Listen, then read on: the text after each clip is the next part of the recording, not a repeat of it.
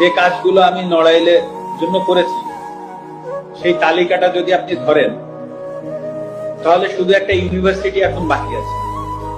একটা সি ক্যাটাগরির জেলায় কি কি প্রয়োজন, একটা ইউনিভার্সিটি বাকি আছে।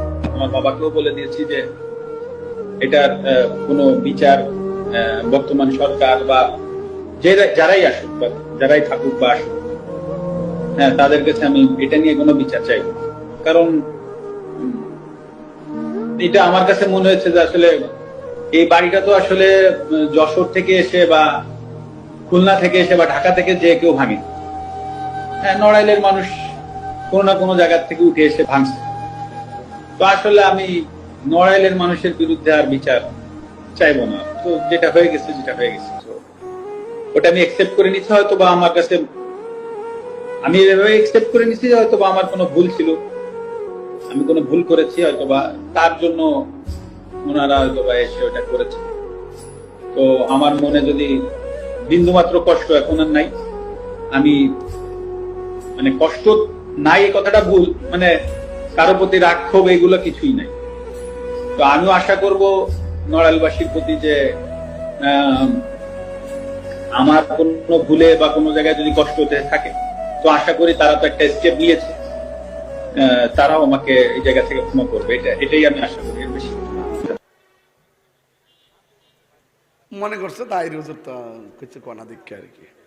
আমি তো পাঠ ধরেছিলাম আমরা সব জায়গা আর কাহিনী করিস না বাবা। এবার মানুষ হও, ভদ্র হও, জানি না কথা বলো। নামাজের মতো নামাজ একবার পড়লেই চলে।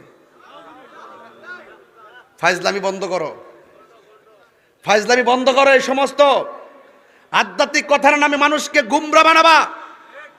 যা করছো করছো, বা বন্ধ হও। তোমাদের বলার পরি দিয়ে ধীরে ধীরে বাড়তে বাড়তে এমন জায়গায় গেছে, তোমাদের কারণে আর সত্যিকার রিয়েল হিরোদের বদনাম হচ্ছে, সত্যিকার আলেমদের বদনাম হচ্ছে, হক্কানি পীর মাশায়েখদের বদনাম হচ্ছে। কথা বলা ঠিক না বেঠে? ফিরের কথা কোনো আছে কোরআনে কোথাও নাকি ফির শব্দ নাই। কত বড় বাটফার, কত বড় সিটার! হে তো ফির বুঝই না। পীর এটা ফার্সি শব্দ। কি শব্দ? যেই শব্দটা ফার্সিতে পীর, কোরআনের ভাষায় সেটা হলো মুর্শিদ। যেই শব্দটা ফার্সিতে নামাজ, কোরআনের ভাষায় সেটা হলো সালাত। আরে কথা কন না কেন?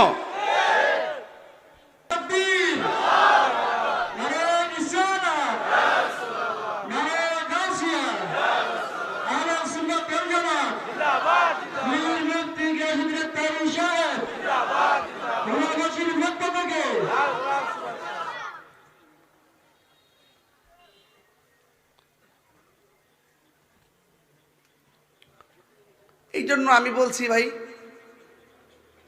ফুলসেরদের ঘাটের মধ্যে নামাজের প্রশ্ন আসেনি তো দরকার আসেনি? দরকার যে আছে, শেষ ঘাটে যে ধরা খাইবি, এই জন্য সতর্ক করতেছি। দুনিয়াতে না বাচ্চা বুচ্চা যায় মরে গেলে মনে হচ্ছে শেষ হয়ে গেছে গা, মরলে বুঝি শেষ হয়ে যায় গা। মরলে তাহলে শুরু হয় না, অযথার বাড়ি রেডি হইতেছে।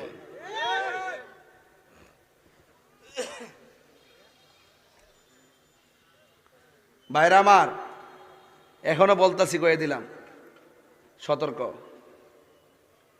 সতর্ক। কোরআনের মধ্যে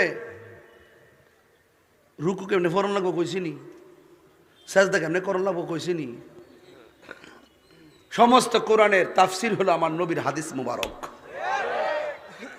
রসুল বলছেন, সল্লু কামা রাআইতুমুনি উসাল্লি, তুমি এমন ভাবে নামাজ পড়ো যেমন ভাবে আমি নবী নামাজ পড়ি। লাকাদ কানা লাকুম ফি রাসূলিল্লাহি উসওয়াতুন হাসানা। নবী হলো আমাদের জন্য মডেল, নবী হলো আমাদের জন্য উত্তম আদর্শ। নবী আছে, নামাজের দাম আছে, নবী আছে, রোজার দাম আছে, নবী আছে, যাকাতের দাম আছে, নবী আছে, হজের দাম আছে, নবী আছে, দান দক্ষিণের দাম আছে, নবী আছে, সবকিছুর দাম আছে। নবী নেই কুছ ভি নেই। আলা ঈমানা লিমান লা মুহাব্বাত আলা, যার অন্তরে নবীর মুহাব্বত নাই তার ঈমান নাই, যার ঈমান নাই তার আমলের দাম নাই। আছে? আর যারা আছে, খবরদার, খবরদার। গভীর মনোযোগ। ঘাট গেল 3টা। হাসরের ময়দান যেদিন কায়েম হবে, ওই কঠিন মুসিবতের সময় সর্বপ্রথম যেই আমলের হিসাব হবে, ওই আমলের নাম হলো সলাত। সলাত সলাত। আমার নবী দুনিয়া থেকে বিদায় হওয়ার সময় বারবার আয়েশাকে বললেন, আয়েশা রে, সলাত সলাত সলাত, নামাজ নামাজ নামাজ। আপনারা জবান খুলে বলুন, এই নামাজ আমরা চাই কি চাই না? এই গেল 3 নম্বর গেট। 4 নম্বর গেটের মধ্যে জিগাইব, হজ সম্পর্কে তুমি কি বলো? কিছু কিছু প্রেমিক বান্দা বলবে, আল্লাহ আমার উপর হজ ফরজ ছিল না, তাই করি নাই, বেঁচে গেছে। আবার কেউ বলে, আল্লাহ আমি হজ করেছি, দুনিয়ার মানুষ আমার হাজি বলবে, এই জন্য আমি হজ করি নাই। আমি হজ করেছি একমাত্র তোমার রেজামন্দি হাসিল করার জন্যে, তোমার সন্তুষ্টির জন্যে। বন্ধু, হজ এমন একটা জিনিস, খানে কাবা যখন হাজিরা যায়, যারা মদিনায় গেছে, মক্কা গেছে, আপনারা জানেন, লাব্বাইক আল্লাহুম্মা লাব্বাইক, লাব্বাইক লা শারীকা লাক লাব্বাইক, ইন্নাল হামদা ওয়ান নি'মাতা লাক ওয়াল মুলকু লা শারীকা লাক বলে বলে তাওয়াফ করবে। খানে কাবায় গিয়ে তাওয়াফ করবে। এর পাশেই দেখবেন একটা পাহাড় আছে, ওই পাহাড়ের নাম হলো সফা। এরপর আরেকটা পাহাড় আছে, ওই পাহাড়ের নাম হলো মারওয়া। 2টা পাহাড়ের ভিতরে হযরতে হাজেরা 7 বার দৌড় দিয়েছে ইসমাইল আলাইহিস সালামের পানির জন্য। এই হজ সাধারণ জিনিস না। অনেকে মনে করে 7 লক্ষ টাকা দিয়ে হজে গেছি, মানুষ আমার হাজি কইব। একটা কথা মনে রাখবেন, কোন উদ্দেশ্যে হজে গেছেন কেউ জানে না, জানে একজন, জবান করে বলেন তিনি কে। বাঁচার কোনো রাস্তা নাই।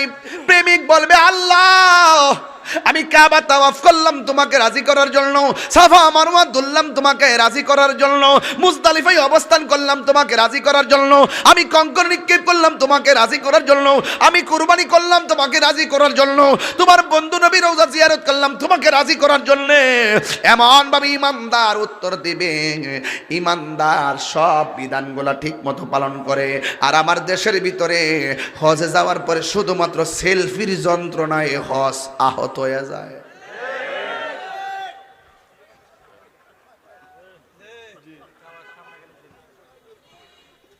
না, আমি বানায় বলছি, আমি বানায় বলছি। কাবা ঘর সমা দিবেন।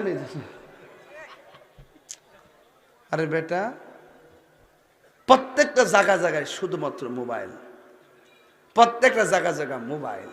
ঘটনাটা কি? সেলফি তুলতে গেছ?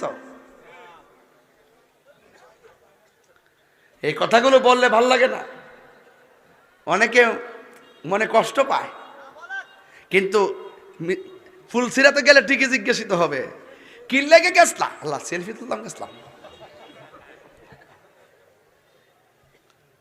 আর প্রেমিক বলবে, আমি না, আমি গিয়েছি প্রত্যেকটা রুকুন আরকান যা কিছু আছে সব পালন করেছি একমাত্র লিল্লাহি ওয়া লির-রাসূল, আল্লাহ এবং তার রাসূলকে সন্তুষ্টি করার জন্য। সাফা মারওয়াতে যায়, তাসবিহ পড়তাছে আর দৌড়তাছে। কি, হোয়াট ইজ দিস? অথচ হাজেরা ইসমাইল আলাইহিস সালাম যখন পানি পায় না, ছোট্ট বাচ্চা, তিনি দেখতেছেন বাচ্চাটার মাটির মধ্যে শোয়াইয়া দৌড় দিছে। দূর দরবার দেখতেছে মারওয়া সাফা পাহাড়ের মধ্যে পানি উতলাইতেছে, ঝর্ণার পানি উঠতেছে। তিনি দৌড়ায় ওখানে গেলেন, যাইয়া দেখে ঝর্ণার পানি নাই। আসলে রৌদ্রের কারণে, তাপের কারণে বালিগুলা চিকচিক করতেছে, যাই আর পানি পায় নাই। ওই দিনের দুধটা কত সুন্দর ছিল, ওই দুধটা কত প্রেমময় ছিল।